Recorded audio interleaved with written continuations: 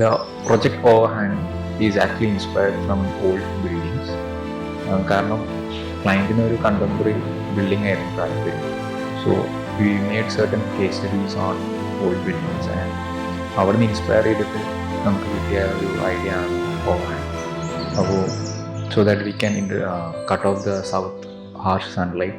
At the same time we can bring in the natural light and cross ventilation എന്നതായിരുന്നു നമ്മുടെ ഒരു idea.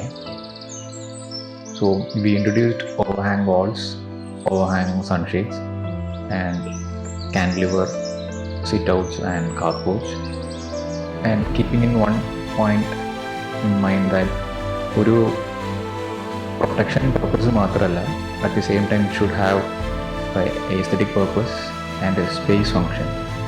അതുപോലെ തന്നെ മറ്റൊരു ഫാക്ടർ നമുക്ക് തോന്നിയത് നമുക്ക് എങ്ങനെ നമ്മുടെ നാച്ചുറൽ ലൈറ്റിനെ നമുക്ക് ക്യാപ്ചർ ചെയ്യാം എന്നുള്ളതാണ്. സോ ഒരു മോർണിംഗ് ടു ഈവനിങ് എടുക്കുമ്പോൾ each space as a different dynamics.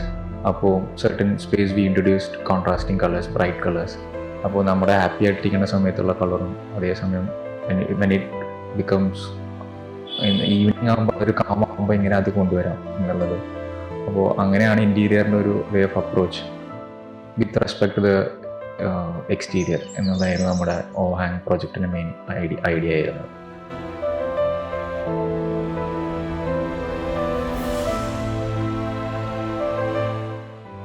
എല്ലാ ഫാമിലീസിനെയും പോലെ തന്നെ നമ്മുടെ ഒരു ഡ്രീം ആയിരുന്നു നാട്ടിലൊരു വീട് വെക്കാൻ എന്നുള്ളത്.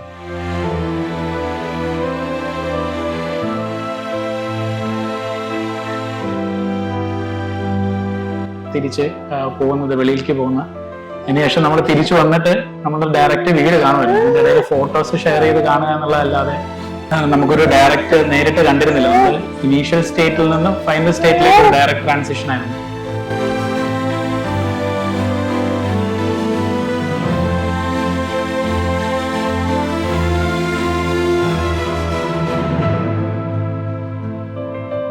മൾട്ടിപ്പിൾ ഓപ്ഷൻസ് ആയിട്ട് നമ്മൾ ഓൺലൈനിൽ നോക്കിയിരുന്നു കുറേ ആർക്കിടെക്ട്സിൽ. അതിൽ നമുക്ക് ഏറ്റവും ബെസ്റ്റ് ഓപ്ഷൻ ആയിട്ടും നമ്മൾ സംസാരിച്ചതിൽ നമുക്ക് ഏറ്റവും കൂടുതൽ കോൺഫിഡൻസും തോന്നിയിരുന്നത് ഡിസൈൻ പ്ലാറ്റ്ഫോം.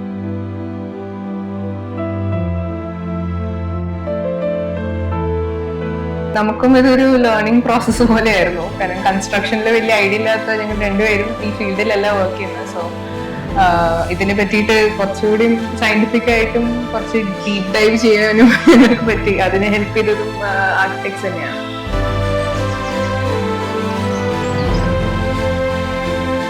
ഡിസൈൻ പ്ലാറ്റ്ഫോം നമ്മൾ സംസാരിക്കുമ്പോഴും ഭയങ്കര പ്രൊഫഷണലാണ്. നമുക്ക് റെഗുലറായിട്ട് അപ്ഡേറ്റ്സ് കിട്ടിയിരുന്നു.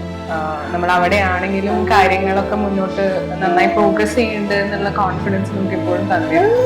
അപ്പോൾ എല്ലാ രീതിയിലും അതായത് നമുക്കൊരു വാട്സാപ്പ് ഗ്രൂപ്പ് ഉണ്ടായിരുന്നു കാര്യങ്ങൾ ഷെയർ ചെയ്യാൻ.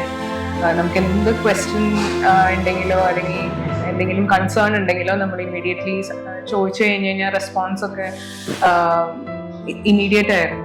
So we are very happy with design plan.